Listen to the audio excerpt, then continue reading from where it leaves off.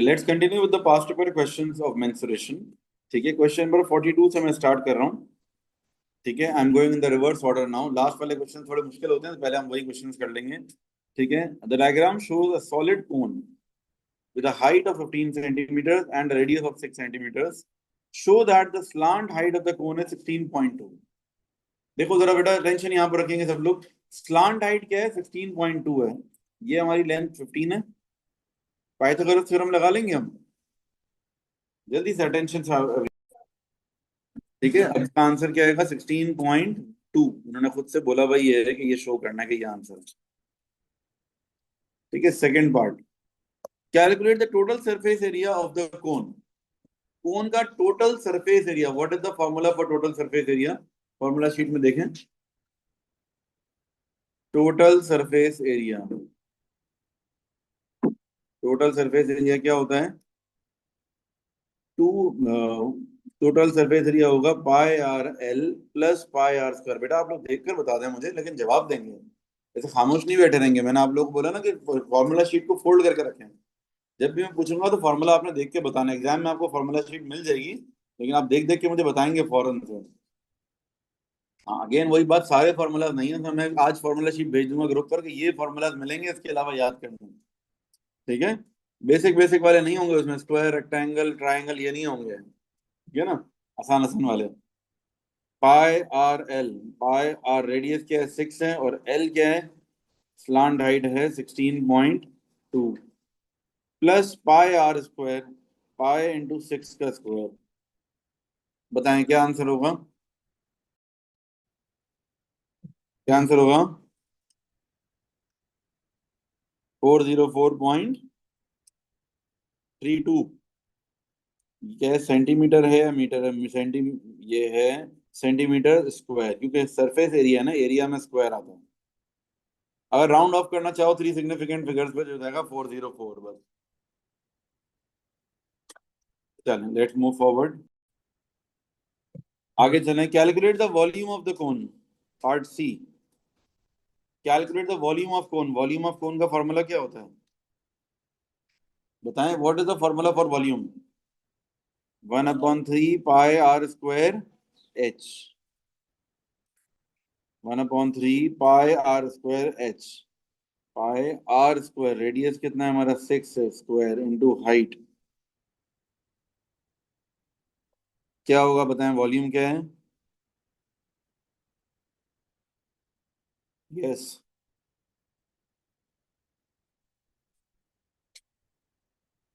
555.5, 565, ऐसे बताओ। 565.5 centimetre cube. First part पूछ रहे हैं बेटा, फर्स्ट पार्ट के अंदर तो सीधा सीधा वो है ना, पाइथागोरस थ्योरम है।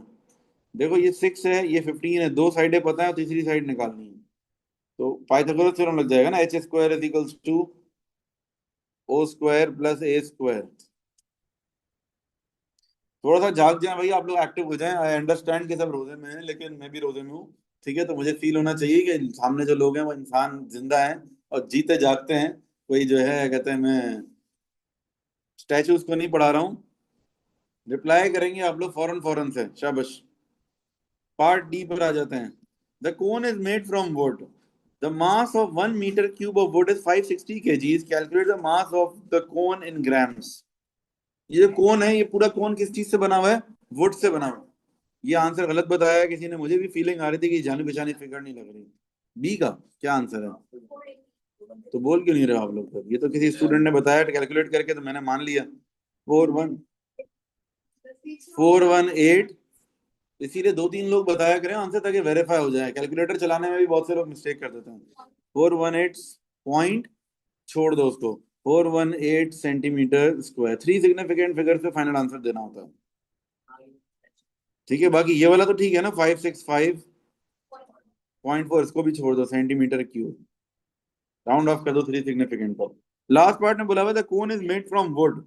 1 metre cube of wood is 560 kgs। Okay, 1 metre cube wood जो है वो 560 kgs के बराबर है। Calculate the mass of cone in grams.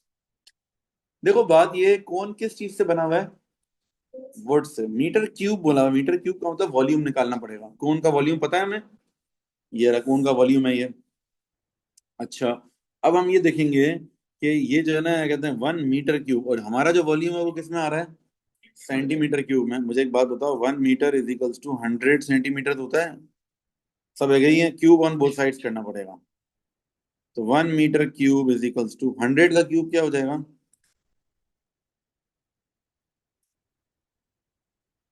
1 metre cube is equals to 1 million centimetre cube. अब क्या करेंगे हम? अब हमारे पास ये जो है ना, क्या कहते हैं, 565 सेंटीमीटर क्यूब है ना, उसको डिवाइड करना पड़ेगा। 565 divided by this 1 million.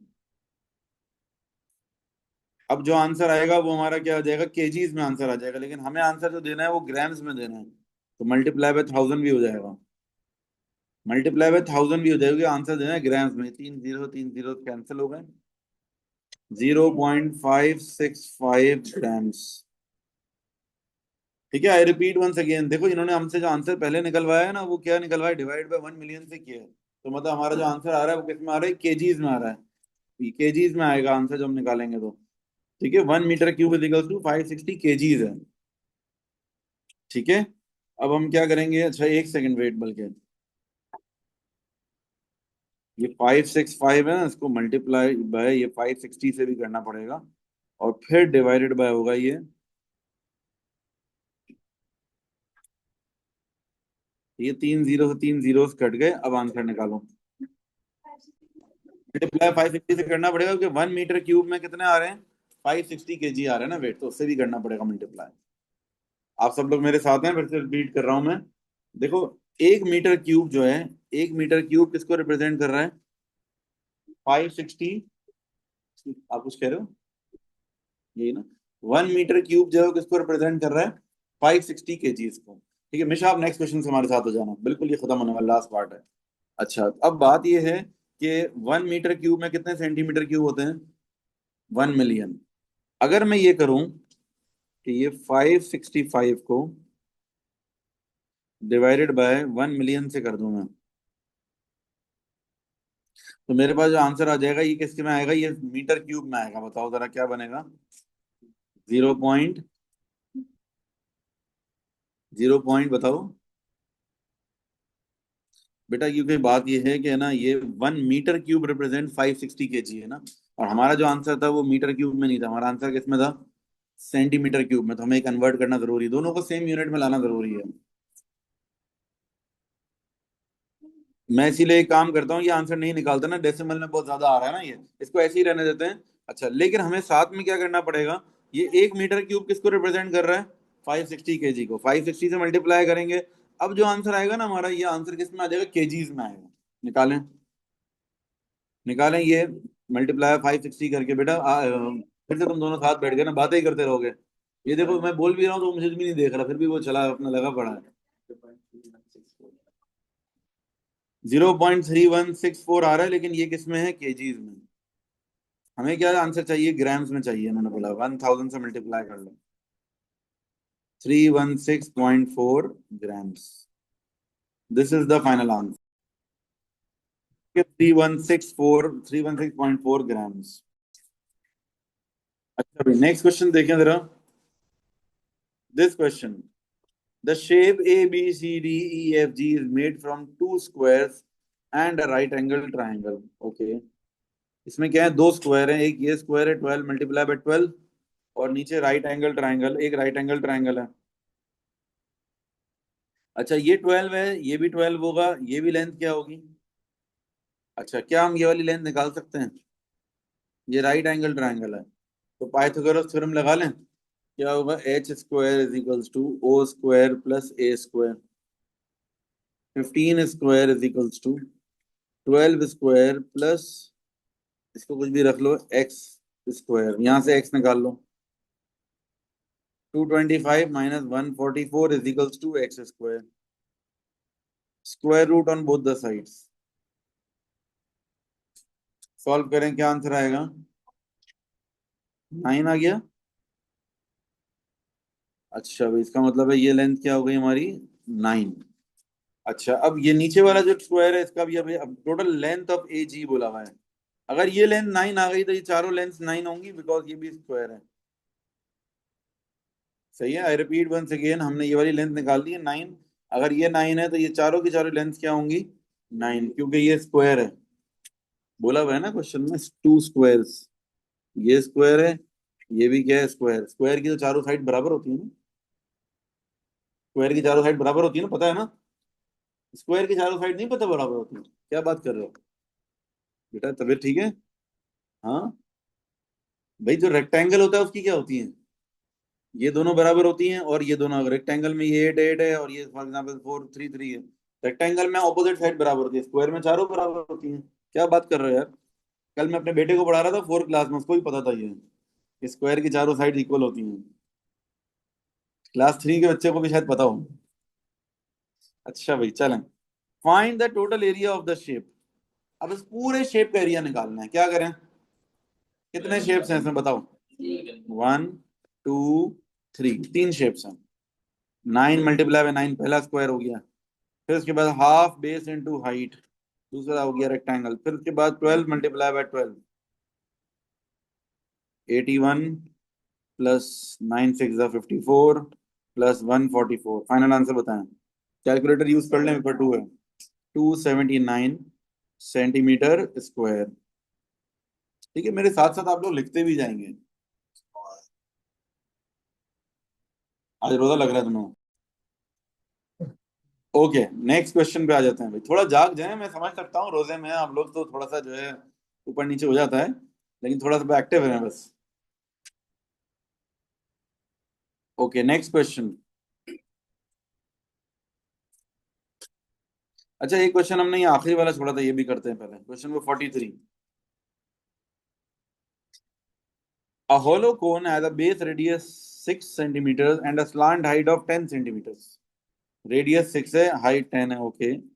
The curved surface area of the cone is cut and opened out into the shape of a sector of a circle with angle x and the radius r.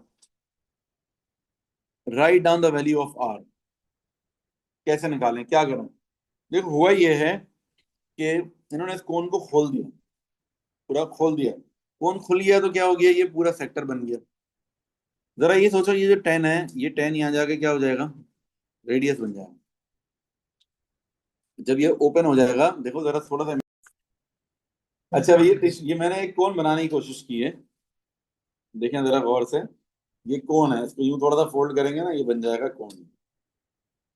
तो थोड़ी ice cream भी डाल सकते हैं, लेकिन अभी आप लोग रोजे में हैं, ऐसी बातें मैं नहीं करूंगा। लेकिन ये कोन है।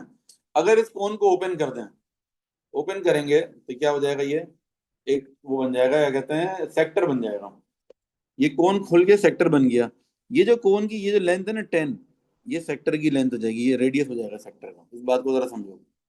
अच्छा, दूसरी बात क्या है? जो है क्या कहते हैं, ये कोन का पूरा जो ये है ना सरकमफेरेंस, ये सरकमफेरेंस ये बन जाएगा आर्क लेंथ। ठीक है, ये आर्क लेंथ जो है ये सरकमफेरेंस के बराबर होगी। ओके। अच्छा, अब हम क्या करेंगे, पहले एक काम करते हैं, कोन की बात कर रहे थे, मुझे कंप्लीट करने दो, फिर समझ आ जाएगा, फिर मैं क्वेश्चन लूंगा आपसे। गौर से देखो, मेरी बात सुनो। ये पूरा जो है ना, ये पूरा सर्कल है। इसको खोलेंगे तो ये क्या बन जाएगा? Arc length. सही है।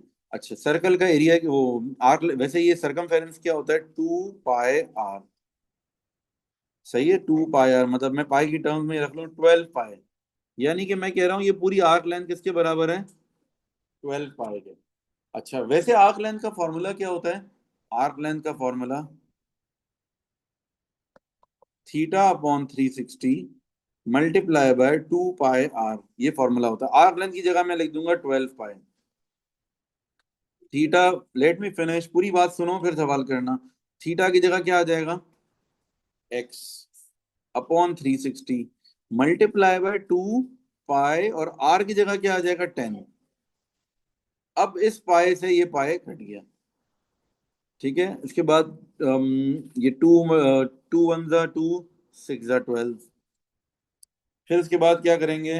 अब हमने क्या करना है? एक्स निकालना है। ये जीरो से जीरो कैंसिल, क्या बचा? 36 बचा, वहां भेज दो।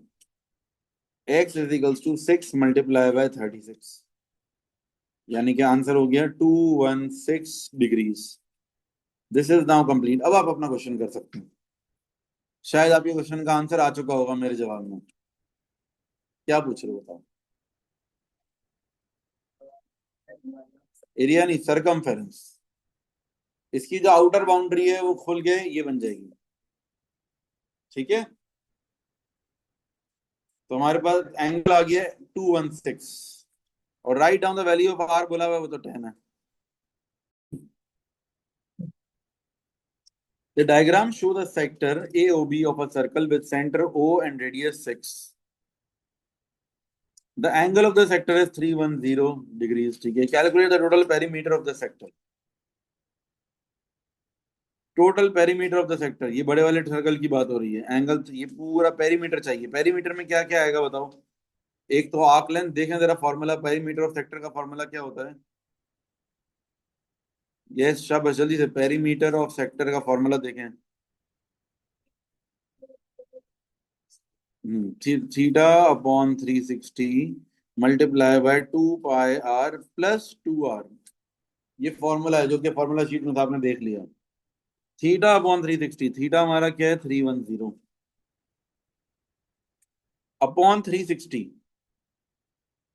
Multiply by 2 pi r, radius की जगह क्या आ जाएगा 6, प्लस 2r, 2 मल्टीप्लाई बाय 6। यानी कि इसके पेरीमीटर में देखो क्या क्या आएगा पता है। एक तो ये आ जाएगी आउटर बाउंड्री इसकी,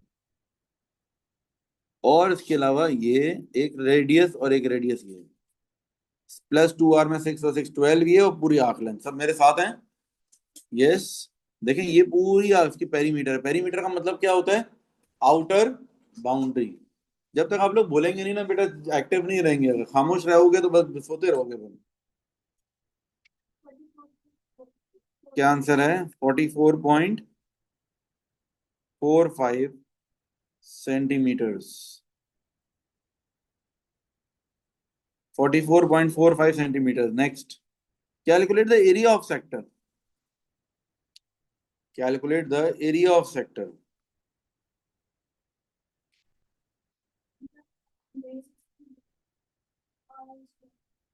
एरिया ऑफ सेक्टर में क्या होगा, theta upon 360 multiply by pi r square. ठीक है, थीटा की जगह वैल्यू भी डाल देते हैं ना, 310। हाँ जी, क्या आंसर आएगा।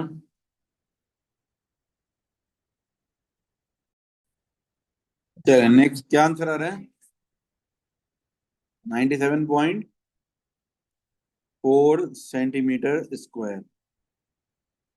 अच्छा भाई, नेक्स्ट आगे क्या बोल रहे हैं अब। The sector is cut from a rectangular piece of card of height 12 centimeters and width W. Okay, height 12 है, width इसकी W है। करना क्या है कि on the edge of the rectangular piece of card, one edge of the rectangular piece of card passes through A and B. The other edges are tangents to the circle. ठीक है, calculate the value of W। देखो आसान बात यह है कि आपको ये लेंथ निकालनी है। ठीक है, ये लेंथ निकालनी है W की। ये लेंथ कैसे निकालोगे, इस लेंथ निकालने के लिए एक तरीका बताता हूँ मैं। ये लेंथ यहाँ से यहाँ तक क्या होगी बताओ। क्या ये 6 रेडियस है ना, ये तो रेडियस है ना। जैसे ये रेडियस 6 है, तो रेडियस तो कहीं बना लो सेंटर से लेकर। लेकिन क्या ये भी 6 होगा, नहीं, क्योंकि देखो ये सर्कल अगर मैं पूरा करूँ थोड़ा सा बाहर जाएगा। 6 जो होगा वो पूरा बाहर तक होगा, सर्कल की बाउंड्री तक होता है, सरकमफेरेंस तक होता है इससे। मेरी बात समझ रहे हैं। हाँ देखो, जो रेडियस होता है, रेडियस वो कहाँ तक होता है, सेंटर से लेकर सर्कल के सरकमफेरेंस तक। अब ये तो सरकमफेरेंस तक नहीं गए ना हम। जल्दी जल्दी शब्द, सरकमफेरेंस तक तो हम नहीं गए। हमें क्या करना है, हमें सिर्फ यहां तक लेना है, ये लेना है। पहले ये लेंथ निकाल लो। ये देखो मैं इसको जूम कर रहा हूँ, सिर्फ ये लेंथ निकाल लो। कैसे निकलेगी, 6 तो मुझे पता है। खाली ये लेंथ निकालने के लिए मैं एक काम कर सकता हूँ कि मेरे पास जो है, अगर ये राइट एंगल ट्रायंगल है, ये पूरा कंप्लीट राउंड क्या है, बोल दो, जाग जाओ। कंप्लीट राउंड क्या है, 360। 360 में 310 माइनस कर देंगे तो क्या बचेगा, 50। तो हाफ कर दो तो कितना हो जाएगा, 25। अब जरा देखो, ये थोड़ा सा सो काट हुआ, ट्रिग्नोमेट्री अप्लाई होगी। ये मेरे पास क्या 25 है, मुझे ये लेंथ निकालनी। ये लेंथ क्या है, ऑपोजिट है या एडजेसेंट है, एडजेसेंट। एडजेसेंट, और ये 6 क्या है, हाइपोटेन्यूज। तो एडजेसेंट अपॉन हाइपोटेन्यूज क्या होगा? Cos. Cos 25 is equals two adjacent upon hypotenuse. देखें, cos 25 is equals two adjacent upon hypotenuse, cross multiply कर दें एडजेसेंट आ जाएगा। 6 मल्टीप्लाई बाय cos 25, बताएं क्या होगा? 5.43, ये आपका आ गया एडजेसेंट। अब अगर आपको ये पूरी लेंथ चाहिए, पूरी लेंथ, तो आप क्या करोगे? 6 प्लस 5.43, डब्ल्यू की लेंथ क्या होगी? 6 प्लस 5.43, आंसर हो जाएगा 11.43 सेंटीमीटर्स। ठीक है, 11.43 centimetres. When the sector is cut out, the triangle AOB is retained. अच्छा भाई, अब क्या किया? सेक्टर को हमने निकाल लिया, अब क्या हुआ? ट्राइंगल AOB रिटेन्ड है। The rest of the rectangular piece of card shown shaded is discarded as waste. Calculate the percentage of the rectangular piece of card that is discarded as waste.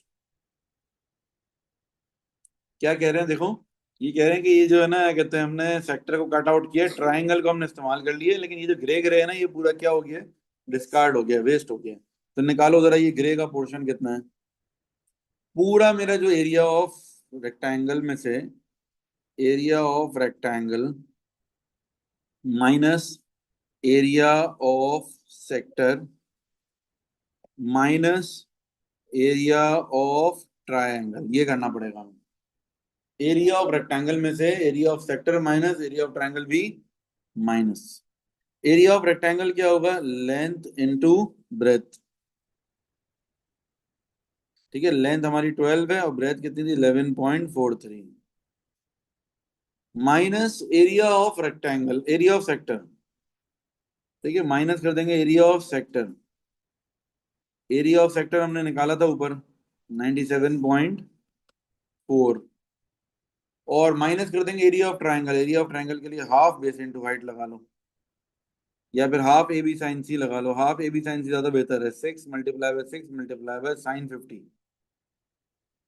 ठीक है ना मेरे भाई, ये दोनों length हैं 6 और 6, और बीच वाला एंगल भी है 20। पूरा एंगल कितना होगा? 50 होगा।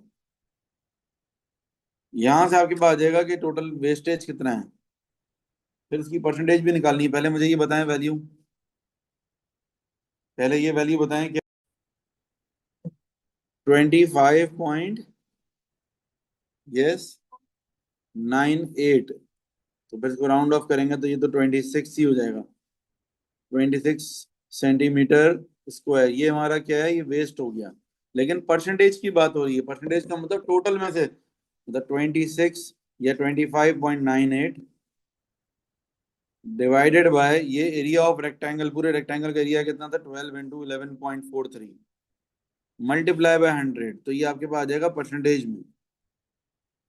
आई रिपीट वंस अगेन, बेटा जाग जाए, थोड़ा सा मेरे साथ हो जाए, एक्टिव हो जाए। क्या बात कर रहा था मैं? कि जो मैंने निकाला है 25.98, ये क्या चीज है?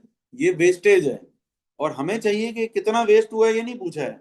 वेस्ट कितना परसेंट वेस्ट हो गया, ये पूछा है। जब भी परसेंटेज में किसी चीज को कन्वर्ट करना हो तो हम क्या करेंगे? 25.98 डिवाइडेड बाय किससे कर देंगे? टोटल अमाउंट से। ठीक है, मल्टीप्लाई बाय 100, बताएं।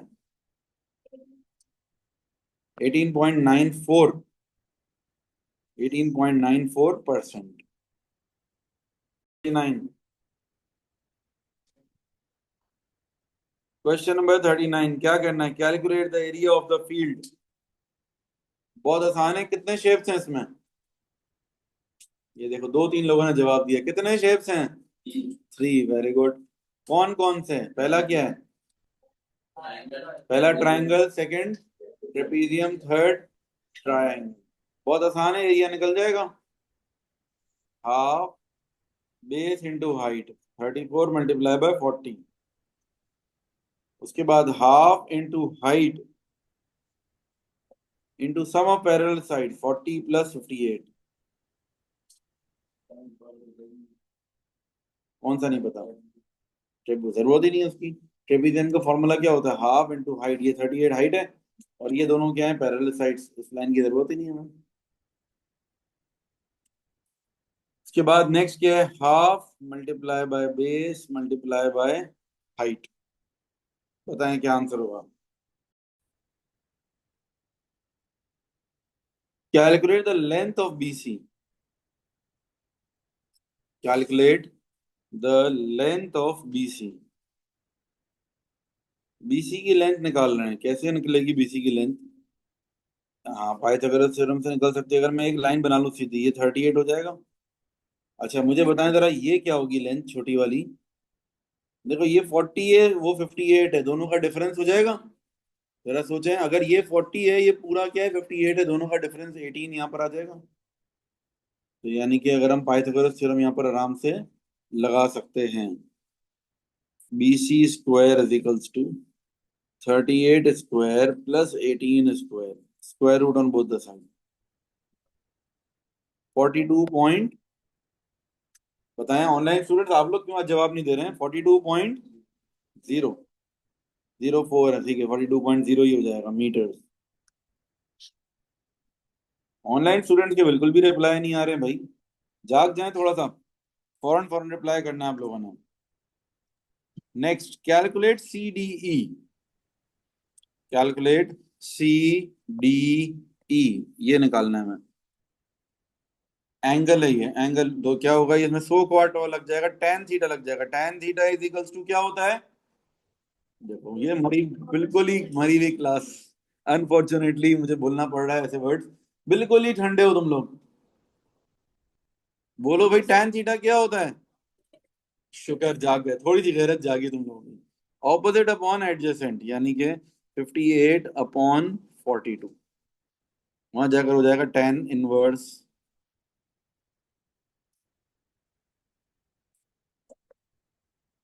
हाँ जी, क्या आंसर है? 54.1 डिग्रीज। ठीक है, इसका फाइनल आंसर है। आगे चलते हैं। Three spheres, each of radius 2a, are placed inside a cylinder of radius 3a and height 12a. Water is poured into the cylinder to fill it completely. The volume of water is k pi a cube centimeter cube. Find the value of k. बहुत सारे बच्चे परेशान हो गए sir, ये कैसे इतना मुश्किल क्वेश्चन आ गया। देखो जरा गौर से, हो क्या रहा है। बेसिकली ये सिनेरियो कुछ इस तरीके से है कि आपके घर पर आ गए मेहमान, ठीक है, और अब आप उनको जो है कोल्ड ड्रिंक दे रहे हैं। मेहमान है ज्यादा, कोल्ड ड्रिंक है कम, तो आप क्या कर रहे हो, उसमें बर्फ डाल रहे हो, ठीक है ना, ताकि कोल्ड ड्रिंक कम हो जाए, थोड़े ज्यादा गिलास बन जाए। यही सीन इन्होंने भी किया हुआ है। इन्होंने क्या किया हुआ है, एक सिलेंडर है, इस सिलेंडर के अंदर क्या कर दिया, तीन ये स्फेयर्स डाल दिए, ये बॉल्स डाल दिए। अब पानी डाल रहे हैं, ठीक है। तो अच्छा भाई, वॉल्यूम ऑफ वाटर क्या बताया हुआ है आपको? के पाई ए क्यूब, ठीक है, ये वॉल्यूम ऑफ वाटर बताया हुआ है। वॉल्यूम ऑफ सिलेंडर स्फेयर हम निकाल लेंगे, एक स्फेयर का निकालेंगे, मल्टीप्लाई बाय 3 कर देंगे। तो हम ये देखेंगे कि ये दोनों मिलाकर जो है पूरे सिलेंडर का क्या हो जाएगा, वॉल्यूम हो जाएगा। Volume of cylinder is equals to volume of spheres plus volume of water, इस तरीके का सीन है। तो वॉल्यूम ऑफ स्फेयर, हमारा वॉल्यूम ऑफ सिलेंडर क्या होगा? वॉल्यूम ऑफ सिलेंडर क्या होता है, फॉर्मूला बताओ। पाए, देखो फिर से ठंडे, जवाब ही नहीं दे रहा कोई। Pi, pi r square h, volume of cylinder हो गया, ठीक है। अच्छा, पाई आर स्क्वायर, रेडियस कितना है हमारा 3a स्क्वायर, इंटू हाइट क्या है 12 है, ठीक है, ये हो गया volume of cylinder. 9a square multiply by 12a, 12 into 9 कितना हो जाएगा? 108 पाई, 108 पाई ए क्यूब, 108 पाई ए क्यूब, ये हो गया वॉल्यूम ऑफ सिलेंडर। अच्छा भाई, फिर उसके बाद क्या है, वॉल्यूम ऑफ स्फेयर।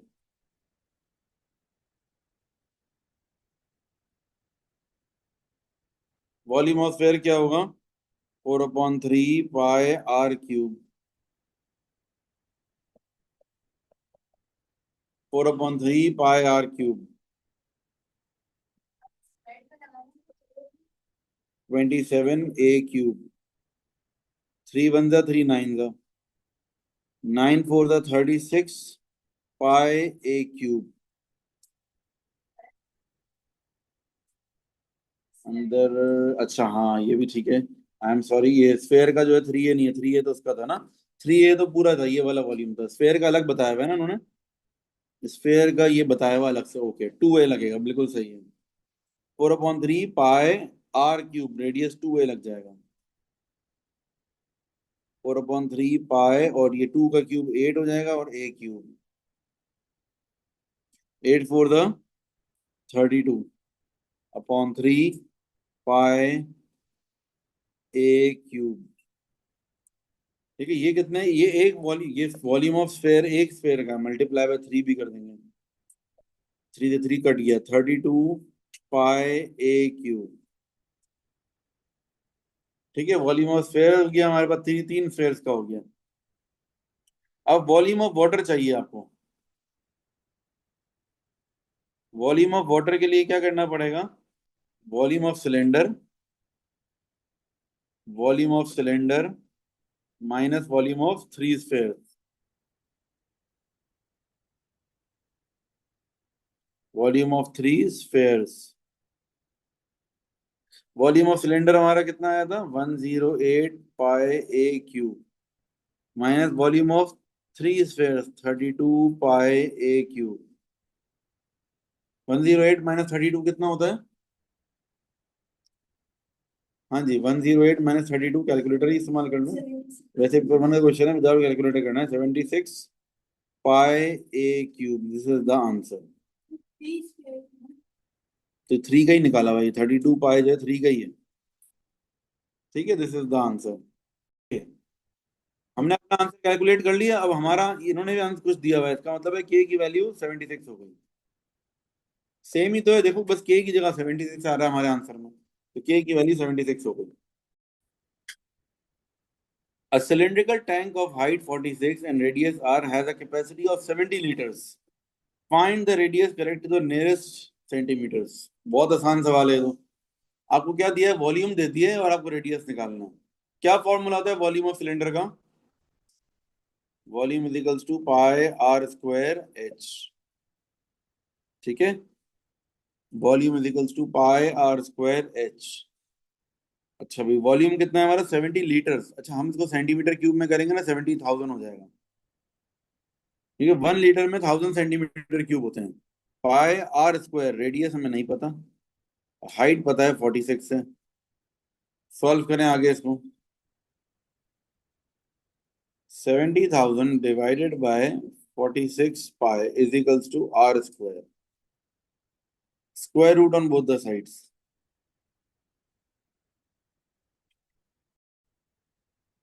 तभी क्या आंसर आ रहा है, 22 सेंटीमीटर्स। अच्छा, next, calculate the area of the shaded cross section. ये area of shaded cross section निकालना बताओ। ठीक है, इसके लिए क्या करेंगे हम, एरिया ऑफ ट्राइंगल का फॉर्मूला फॉलो कर लेंगे, हाफ ए बी साइन सी।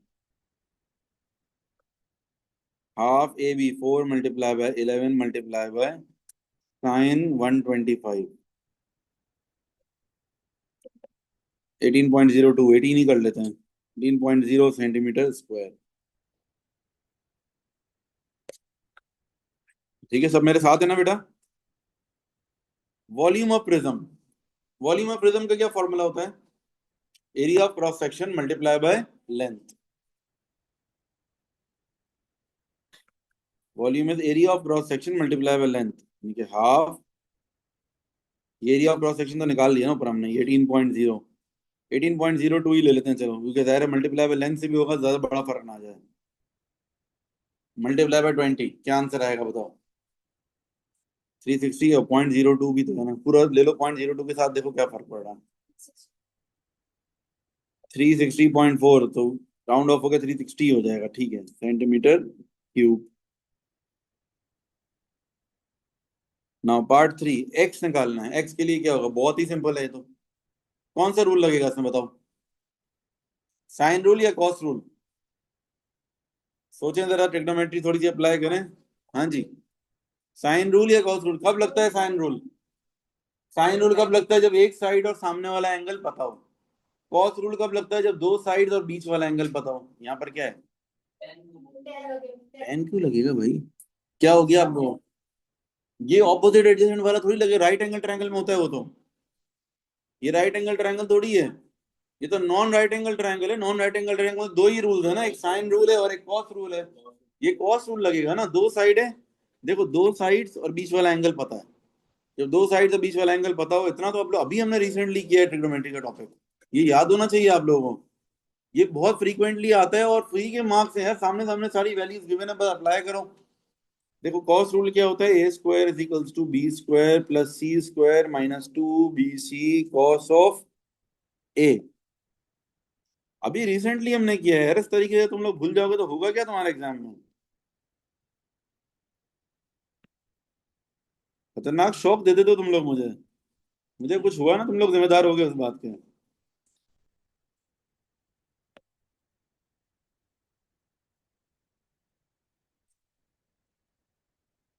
हाँ जी।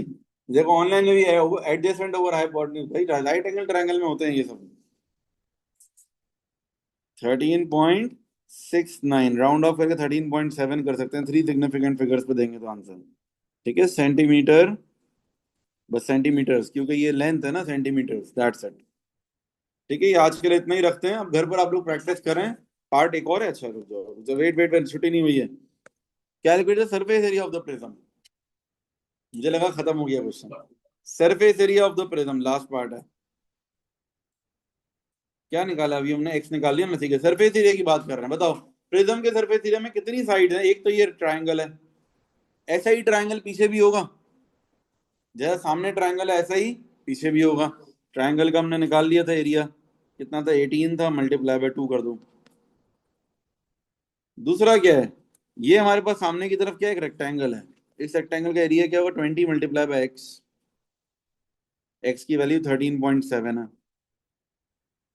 फिर हमारे पास एक पीछे की तरफ रेक्टेंगल होगा। ये देखो, ये पीछे वाला जो रेक्टेंगल है, ये क्या होगा? 20 मल्टीप्लाई बाय 4। और फिर नीचे की तरफ बेस है, बेस बेस क्या है? 20 मल्टीप्लाई बाय 11। बताएं क्या आंसर होगा?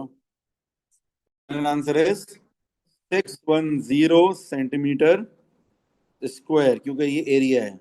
बस आज के लिए इतना ही रखेंगे।